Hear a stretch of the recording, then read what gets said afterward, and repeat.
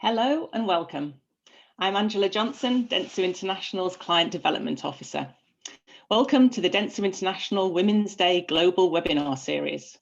Throughout this week, we're creating a space to have challenging conversations around some of the most pressing issues of gender equality. I'm honoured to be here today with an incredible group of truly global leaders assembled to talk about one of those areas of inequality, financial inclusion. At dentsu, through our Hear Her Voice market research and our social impact programme, the Female Foundry, we've explored what it's like to be a female entrepreneur across the world. No matter where the women are, the stories are incredibly similar. Their testimonials talk of their courage, commitment, ambition, and tireless drive to make their businesses a success, but also of the hurdles they face around gender inequality, access to resources, and being a solo business leader. What more should women entrepreneurs and, importantly, the ecosystem that empowers them do to challenge the status quo and help these businesses thrive? I'm looking forward to finding out with our panel today. Now, this would have been an amazingly rich topic to debate in any year, but this year it has special resonance in the light of the debilitating impact of COVID and the pandemic on women particularly. Please add your questions to the Q&A and we'll make time at the end to answer them. So the beauty of a virtual panel is we can bring experts in from all over the world, and today we've panelists beaming in from South Africa, London, Washington DC, Chicago and New York. So welcome, let's do some introductions, and Charita, I'm going to start with you.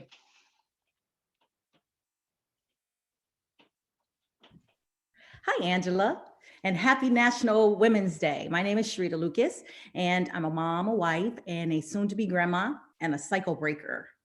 I am also a product of generational poverty, born to teenage parents who are undereducated and underemployed, but I was fortunate enough to be surrounded by fierce, warrior-like women who broke any number of stereotypes. As far as careers are concerned, I've spent over 30 years working as a senior leader in the male-dominated field of technology and in advertising, where there is a wide disparity of minorities, especially women, in most roles, and especially in leadership roles. My remit there was overseeing teams of technical leaders and experts for this global organization. So I truly have skin in this game for sure, and I'm all too familiar with this topic of gender inequality. I'm a Black female, in case you haven't noticed, and being a minority female in the tech environment only fueled my passion to support initiatives that highlight the importance of gender equality and diversity and inclusion. I've had the esteemed honor and privilege to sit on the board of a number of not-for-profits and diversity and inclusion advisory boards. I'm a female founder of a natural body care company and the proud founder and executive director of Looks Just Like Me. My not-for-profit organization elevates the voices of minority children and underserved communities with a focus and emphasis on empowering young minority girls in underserved communities. So we're helping marginalized communities build legacies of literacy, entrepreneurship, and right livelihood. And I am proud and honored to be part of this very, very important discussion. Thank you, Charita. I'm not actually seeing you. I don't know if anybody else is. Could you just check if you've got your camera? There you are. Fantastic. Wonderful. Well, welcome and thank you. And you're as an entrepreneur, look forward to picking up on several topics with you in a minute. Cecile, let's turn it to you.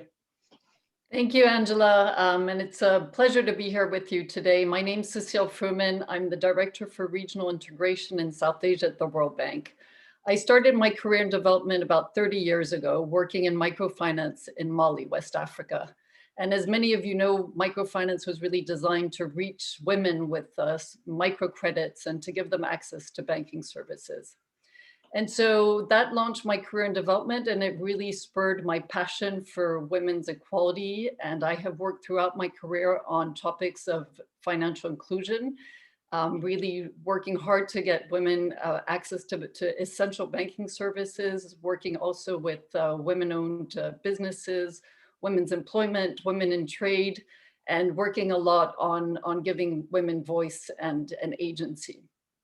And that has spilled over into my life at work also, whereas I have gained seniority in my organization at the World Bank, I have taken on additional responsibilities, mentoring, coaching women within the organization, and advocating for greater equality within our institution. So delighted to be here, and thanks for the invitation. Lovely to have you. Cheryl, let me come to you next. Sure, thank you. So happy to be here with all of you today. I'm Cheryl Guerin, and I manage marketing and communications for Mastercard for North America. But I also sit on a North America leadership team that is over 50% women and led by a president, a female president that was just named to that seat at Mastercard. And I could tell you, you know, I'm passionate to be here today, but I'm passionate about this topic year round and certainly for many years now. So we've long been an advocate at Mastercard of supporting women entrepreneurs. We made a commitment to bring 25 million women entrepreneurs to support them and help them grow with mentorship tools and resources. And certainly, you know, we've been doing, whether that's bringing in entrepreneurs into our Start Path program to drive innovation and others, we've been on the forefront of really supporting women. You know, I sometimes, why am I passionate? When you see some of the stats and you hear some of the stats that 3% of all women, of all VC funding goes to women, we know we have to do something about this. It's critical for our economy and our society. So I'm really thrilled to be here to talk to you all today. Wonderful. Thank you so much. Elaine, coming in from London. Hi there. Yes. Hi everyone. And yeah, well, here we are, International Women's Day. And I was reminded that the first International Women's Day was actually in 1911. So we are still here. We're still challenging some of the stereotypes, but I'm delighted to be part of this group and this discussion today. I'm from the Global Entrepreneurship Network, which is a network of over 180 countries who, or in each country, the Global Entrepreneurship Network chapter will have a different focus because every country is different and the needs are different. But we are there to serve the entrepreneurs themselves and to build and support the ecosystem. I became involved 12 years ago when I was actually living and working in the Middle East. And I was director of organization and strategy for a not-for-profit organization, which was mainly focusing on youth entrepreneurship across the MENA region. Prior to that, my background and my core expertise and skills have really been in the whole area of change, organizational change and individual change. And for many, many years, I have been doing a lot of work with female leaders, whether that's female leaders within organizations or as female entrepreneurs. And that might take the form of mentoring and coaching programs. And I'm delighted for the past 2 years to be working with dentsu in the design and delivery of particularly the mentoring part of the program of the Female Foundry program, which has been, we've been running in a number of countries, and I've been privileged to be part of that team and in delivering that. So delighted to be here and look forward to the discussion today. Wonderful, thank you. And Koo in South Africa, bringing us in. Come on, good to meet you. Bringing you the sunshine. Yes. Firstly, happy Women's Day. Good day, everyone. My name's Koo Govender, the CEO for dentsu South Africa. I'm delighted and humbled to be part of this panel. I am definitely a catalyst and advocate for women empowerment. And if I reflect on navigating through my early career journey, I've always been one of the few women of color seated around the boardroom table. And actually my previous position, I was the first female CEO to run the company in my previous position. So therefore my passion and my absolute burning desire is my legacy to empower, to enable and equip more women to succeed and achieve their greatness. I'm very humbled to say in South Africa, we've We've successfully launched Female Foundry in 2019. We're going to launch Female Foundry again, our repeat year, in 2021. And Female Foundry is basically to equip female entrepreneurs and enable them with whatever their needs and desires are to help them achieve their success in their business. And apart from Female Foundry, as I said, being one of the women of color seated around a boardroom table, I want to open up more seats for women around the boardroom table.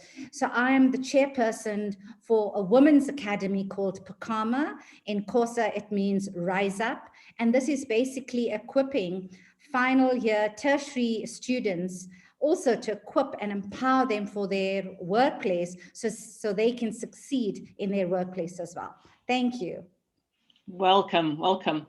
So let's start off at the most macro view. And let's have a look at the landscape. What's the landscape for women right now, both in the workplace and in society through the lens of finances? And let's touch on it, especially from the point of view of female entrepreneurs. So Cecile, kick us off from your point of view working at the World Bank. Thank you very much, Angela. And it's not all good news, I have to say. So as we all know, COVID has had devastating effects. The World Bank's latest estimates is that there could be between 140 and 160 million new poor worldwide by the end of the year. These are people who have been pushed into poverty because of the pandemic. And this is the first time in 20 years that poverty is rising. And a full 60% of these new poor could be in South Asia, the region I work on. So that's also leading to increased inequality, and we know that women are being disproportionately affected. There's a risk that the hard-won gains in women and girls' health and education, in economic empowerment, and in voice and agency that have been built with great effort over the decades could be reversed. There are today 1 billion children out of school. Many of them are girls who are likely never to return to school. This is exacerbating the risks of gender-based violence, child marriage, and adolescent pregnancy. And all of that further reduces opportunities for learning and for empowerment of girls. So there will likely be lasting consequences for women, and that's what many have been referring to as the shadow pandemic of COVID. So how are women faring financially and economically? Well, not much better. Women, we know, have been dropping out of the labor force worldwide at alarming rates as they have taken over more care duties. And even before the pandemic, women in all countries faced earning gaps. The World Bank estimates that if women could have the same lifetime earnings as men, global wealth could increase by $172 trillion. That says a lot about that untapped reservoir of potential. Women still have only 3/4 of the legal rights of women, so many laws and regulations continue to prevent women from entering the workforce, starting a business, or holding a bank account. Globally, 65% of women, compared with 72% of men, have a basic financial account, and that figure has remained almost unchanged in the past decade. Finally, only 7% of private equity and venture capital is invested in women-owned companies in emerging markets. So pre-COVID, the World Economic Forum predicted that it would take 100 years to close the economic gender gap. Well, unfortunately, that number has gone up. So while I have painted a bleak tableau of the situation, I also do want to stress that there have been very significant gains in closing the gender gap in many countries, lots of amazing initiatives and outcomes. And I also strongly believe that there will be new opportunities coming out of this crisis. There are some positive stories, and I'll come back to some of them later in the conversation. Thank you. Good. Thank you for teeing us up. Cheryl, give us your perspective from where you sit. Sure. So one of the things, and actually we work with the World Bank as well, and we have an index, the Mastercard Index of Women Entrepreneurs. And what we did with this is we looked at the working environments of 58 economies representing almost 80% of the female labor force. And we look at some of the indicators that Cecile just talked about, whether that's financial access or, education and knowledge assets. And so let me give you two pictures. On one hand, The 2020 report that we issued highlighted gains in factors fueling women's entrepreneurialism. So there's some real progress that's being made, and the top performers, the top countries, really saw significant advancement and movement. And what that's telling us, these countries put in gender-focused policies and ground-up investments in making a difference to advance women in the entrepreneurial environment. So we need to use this as a blueprint to spread across countries around the world. Now, the other side is this pandemic, what the impacts from the pandemic. And it absolutely did have an outsized impact on women entrepreneurs, regardless of the economy, the wealth of the economy or the development of the country, the size or the geography. Women have been disproportionately impacted. And really the reason for that is that there's an overrepresentation of women in the jobs and the sectors that have been hit the hardest during the pandemic. And the second reason is this pre-existing gender disparity that's happening related to skills or financial marginalization, just as Cecile talked about. Now, you have to dig into some of this data. When you look, for instance, in the US, while there's been progress made in some places, we were seeing such amazing progress. Black women were opening up businesses at the fastest rate, faster than any other segment pre-pandemic.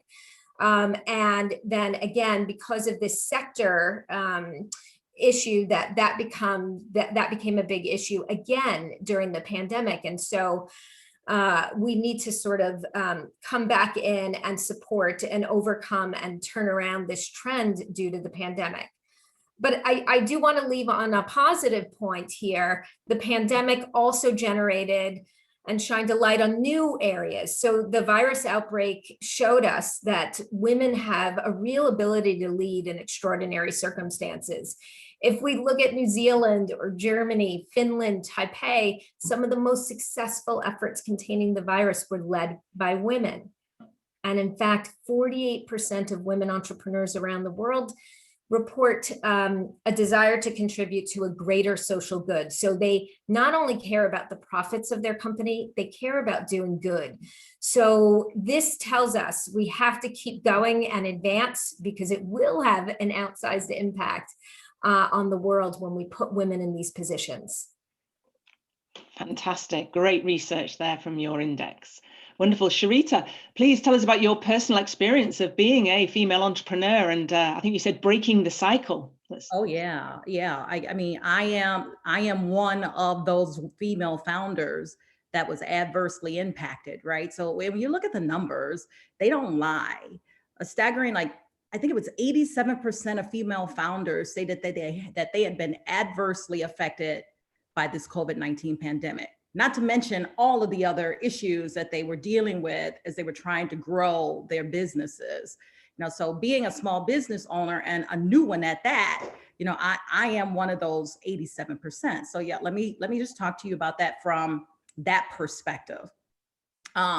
Starting a business, it's hard enough, right? You put everything on the line, your blood, sweat, and tears. And then all of a sudden you're hit with things like demands for my school-age daughter, right? So I had to find care for her somehow. So that was something that had been added on to my plate. My business really relied on my getting out to vendors and actually selling my product, right? So then comes that restrictions and movement, which equated to missed opportunities and lost revenue. Now, I really struggled to find my footing at this time, but fortunate for me, because of my background in tech, I was able to make that shift to about 100% digital operation, and that became critical, just a critical element just for my business's continuity. But unfortunately, hundreds of female founders, they weren't as fortunate, because the studies show that 300 million fewer women than men use digital technology. And that represents a gender gap of about 23%. that technology barrier restricts a woman's ability or a female founder's ability to get that access that she needs to respond to the pandemic in a way that's necessary, which was getting into that digital operation. They can't do that any longer. So that is a huge, huge obstacle, again, for small businesses that are already struggling to stay afloat, already struggling to grow their businesses or even maintain their businesses. So that's how the pandemic, it really shifted the landscape and added already onto a pile of issues that female founders were already dealing with. So I guess if I sum that up, if the huge takeaway from this is that shift in the digital operations, right? And females not really having access or the knowledge to appropriately use technology in the way that they need to in order to be sustainable in their businesses, that increased demands in childcare and dependent care, and that restrictions and movement. So just coming from that perspective, that's how I was affected. And I'm sure, again, millions of other women were also affected. Yeah, wow, that's really interesting. And I'm sure that's a theme that we're going to come back to in a second, because we're going to ask Koo and then Elaine to answer the question, so what can businesses do now to empower working women financially, especially entrepreneurs, really help them to thrive? And I think we've heard some clues there from what Charita wants. So over to you, Koo, and then pass it to Elaine. Sure. I think I will start off with two elements. I think let's put it into the corporate business world and then into the entrepreneur world. And also I'm speaking personally, my personal journey being almost 28 years in the corporate journey. I think it's important for businesses to create an environment to enable and upskill women. And also me being a mum, it's also creating an environment for mums to thrive so they could possibly have their careers and also be a mother. And the other thing is businesses should start having this cultural shift where men become more involved dads and engaged dads that give them an opportunity for women to thrive in the workplace as well. And in the corporate world, I've gone through this journey. I think women should have the ability and confidence to articulate themselves. And I'm going to speak about two areas specifically, because that's the area personally I've been challenged with, that is, how do we negotiate our salaries? Why are we so apologetic when we negotiating salaries? Why are we so apologetic when we negotiating our flexi time or our hours so that we could spend time with our kids, spend time on family life, but also thrive at work? So that for me is a perspective from a corporate angle. And then from an entrepreneur angle, to what Charita was saying as well. Entrepreneurs should have access to mentors. They should have access. This is how we should be enabling them. From especially from a startup, there's a lack of capital investment. They should have the ability to negotiate with regards to capital investment. They should have the access with regards to networks. How do they tap into networks that are going to accelerate themselves in the business? And the one thing I was reading about, which I love, even being an entrepreneur, you can be a successful mom and an entrepreneur, which becomes a mom entrepreneur, to the women that are struggling with both juggling motherhood and juggling careers as well. I'll hand over to you, Elaine. Thanks, Koo. Well, I'm probably going to repeat a lot of what you've said there, particularly because we're coming from the same place. And like you, I've been thinking about this in terms of organizationally, what needs to happen to empower women financially. Well, let's start with some basics. Let's start with what Hertzberg used to call the hygiene factors. Let's get the formal structures in place, like equal pay. Let's not forget that women still lag behind in terms of remuneration scales in many organizations. So get that right. And as you said, Koo, let's have a look at some of the family-friendly, flexible working practices. And again, that's not just women benefiting from having those flexible, family-friendly practices and policies in an organization. The men benefit as well. And it's not just about women with young children. You know, we may all find ourselves having caring responsibilities at any stage of our life. So what are some of those policies, procedures, practices that can be embedded in an organization to support women and empower them financially? And again, it's been mentioned a number of times, and I'm sure we'll come back to it. The power of mentoring, not just for women leaders in organizations, but for entrepreneurs. When research is done in terms of what is it that entrepreneurs really need, access to finances usually comes out number one. Secondly, mentoring. So providing good mentors. And, you know, I know from the experience of working with dentsu and the Female Foundry that a lot of people working within the organization offer their time and their skills to mentor female founders. And that's brilliant. And a number of organizations engage in a practice like that. But also one of the areas that comes up frequently that feels a kind of sense of insecurity for many female entrepreneurs do not feel confident in understanding the finance and the financial details. So again, you know, this may be something that whether it's mentoring, the corporates can actually sort of provide some help with there. But, you know, taking the fear out of finances, I think that would really benefit a lot of female entrepreneurs. We talked about networking. Another big gap is actually having female investors.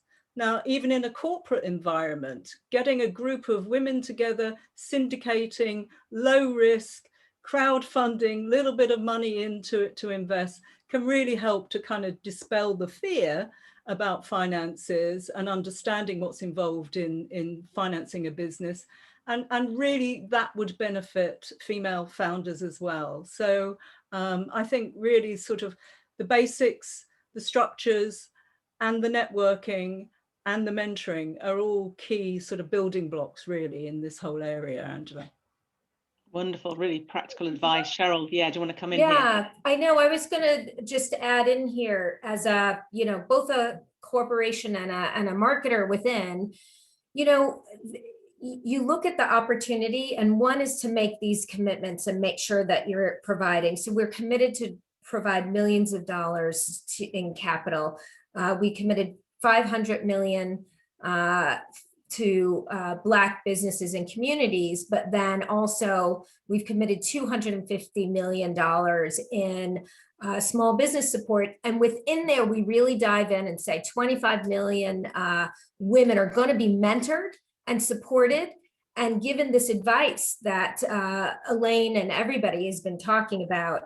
But critically, as a marketer and as, you know, we have a voice where you can show role models and really shine a light on issues. And so we just launched an initiative called the Strivers Initiative and a campaign featuring Jennifer Hudson, where we actually feature Jennifer and she's, you know, uses the anthem, "Ain't No Mountain High Enough."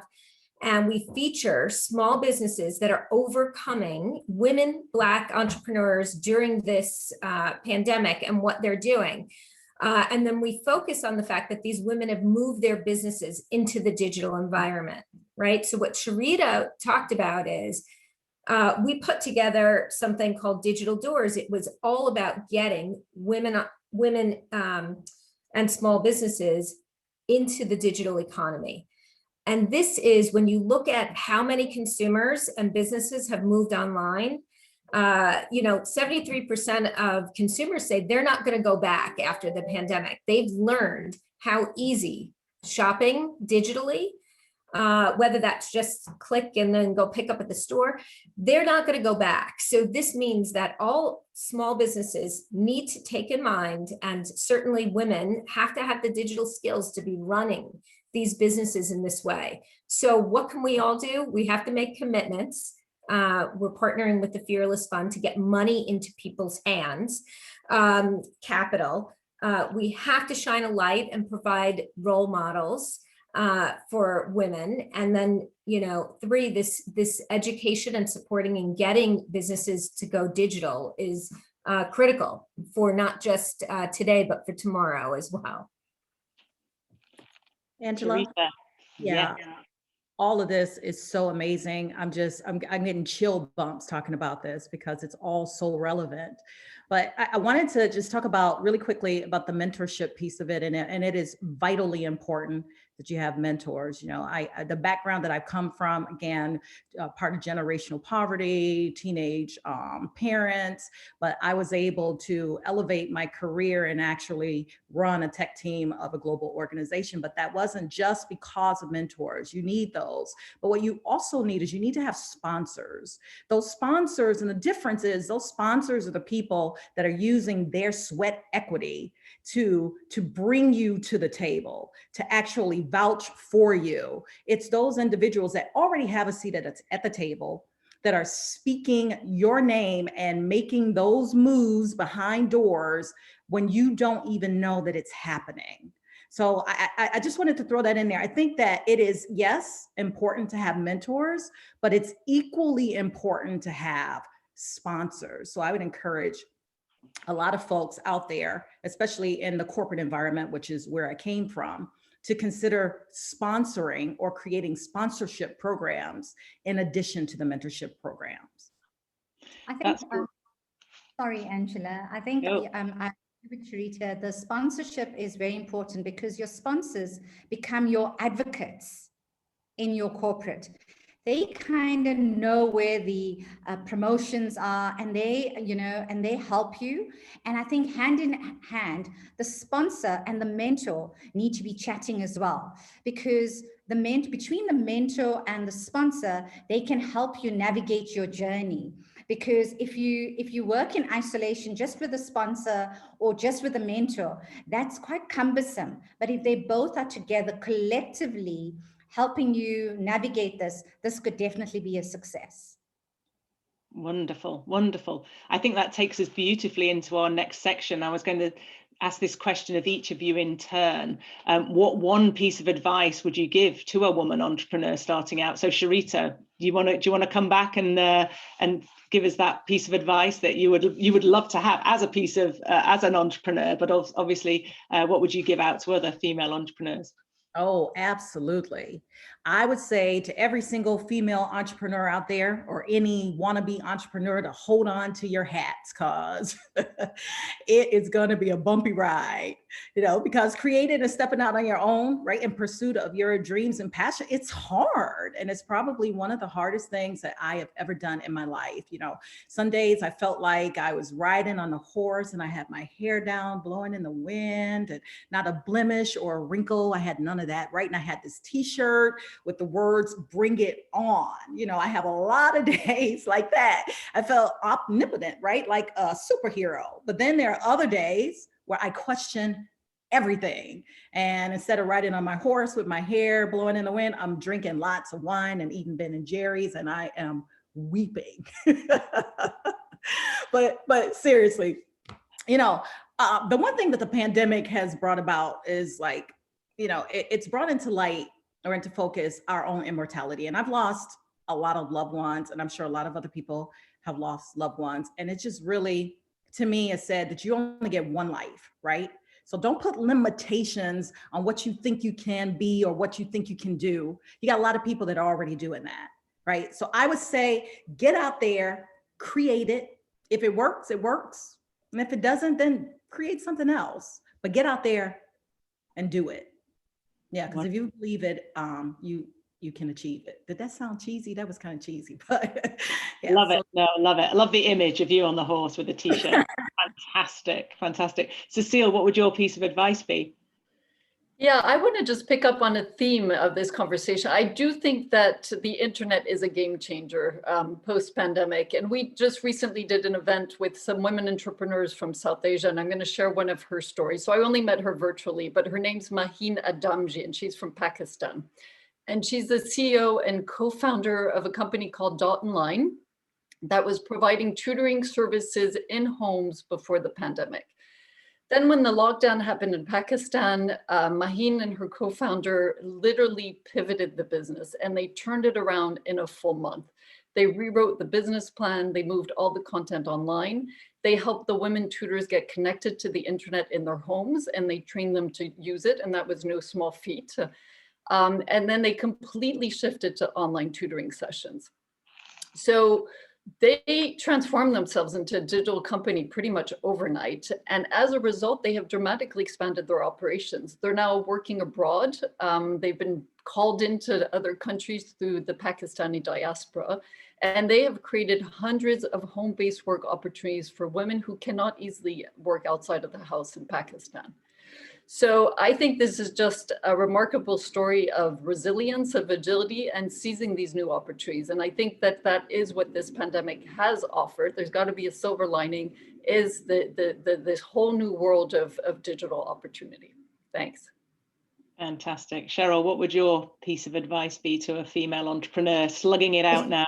I have to go towards digital again. You know, it is the theme to survive and thrive. It's such an opportunity for business owners to transform their journeys. And it doesn't mean just your digital online business, it means your physical business too. The ability for somebody to order online and then pick up.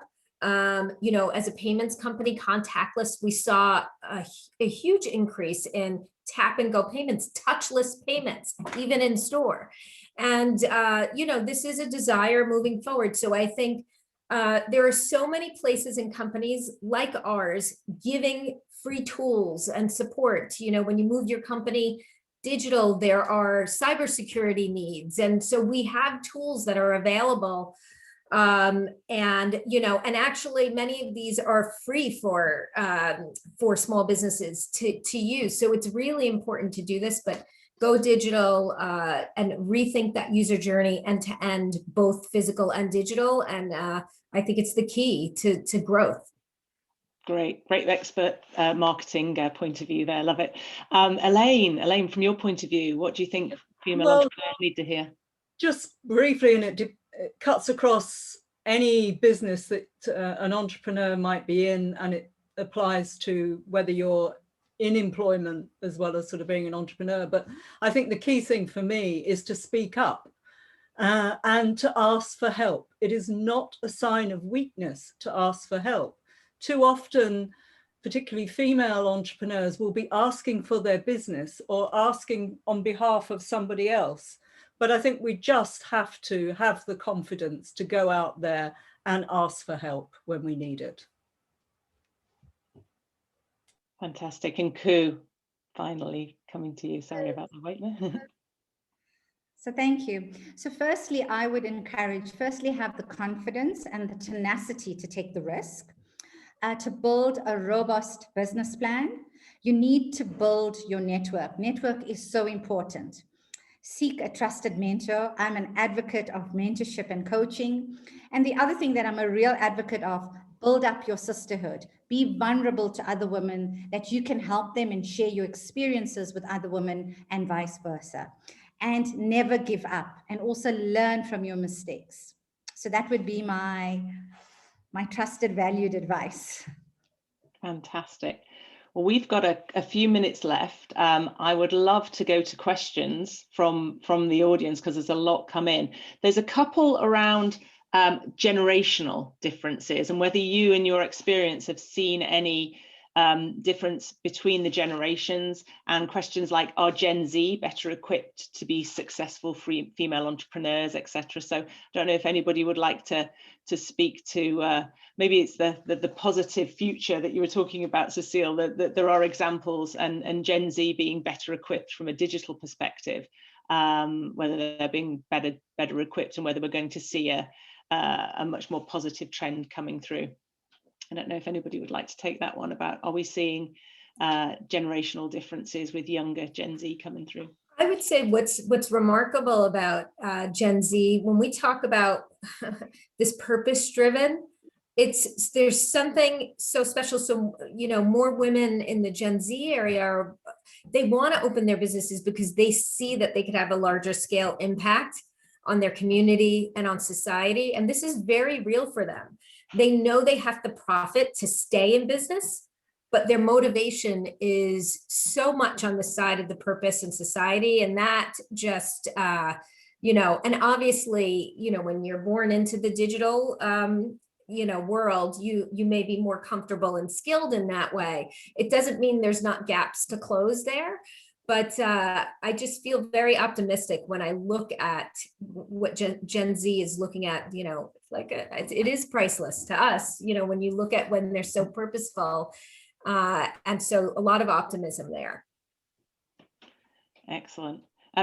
A couple of stats that were thrown out, I think both by Cheryl and Cecile, the single digit percentage of women getting venture capital funding has struck a chord with the audience. And why do we think that it is that men are getting access to this, 90+% of the venture capital than women? And what can we do to balance that better? Anyone would like to take that and give some thoughts on the VC funding? Elaine? Yeah, I mean, I don't know that I can give an answer to it, but because I think it's very deep rooted. And this came up in a panel I was involved in this morning, that there does seem to be a very strong unconscious bias when it comes to investing. And there's been various pieces of research where they've got male and female investors, and they've got male and female entrepreneurs pitching the same idea, using the same information to pitch, and still the money went towards the men. And I think it's interesting that an unconscious bias, as we know in a number of different areas, takes a long time to shift and to change. There's been some talk about pitches, getting rid of pitches altogether, and investment just being made based on the figures. But for a lot of investors, taking away the people is taking away the magic, because an investor will invest in the individual or the team. So it's not an answer, but it's certainly a real issue that we do need to address. Can I just add a quick point to that, Angie? So I think, it does boil down to an assessment of risk. And it is a very male-dominated business, and therefore, as we all know, we tend to support those who look most like us. And I think this notion of risk really cuts across anything when we're talking about equal opportunity or gender equality. Why is it that only 17% of leadership roles are held by women? Or 17% of board seats are held by women? Why is it that only 4% of CEOs are women?